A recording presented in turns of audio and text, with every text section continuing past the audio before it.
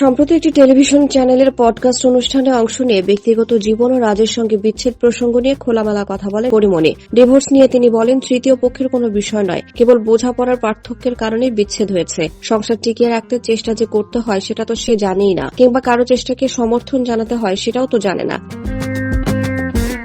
আমাদের ইন্ডাস্ট্রির মধ্যে একটা কথা ছড়িয়েছে, আমার জন্য সে নাকি বাচ্চার খোঁজ নিতে পারছে না। এটা খুবই ভুল একটা কথা। অভিনেত্রী বলেন, আমি চাই রাজ নিজের উপর বিশ্বাস রাখুক, কাউকে না বলেই বুঝুক যে তার একটি সন্তান আছে এবং সেই দায়িত্ব নিজে থেকেই উপলব্ধি করুক। এর আগে রাজ পরিমণি দুজনেই তাদের বিয়ে ও সন্তানের বিষয়টি প্রকাশ্যে আনেন। 2021 সালের 17 অক্টোবর পারিবারিক আয়োজনে বিয়ে হয় দুজনের। 2022 সালের 10 আগস্ট তাদের পুত্র সন্তান জন্ম নেয়।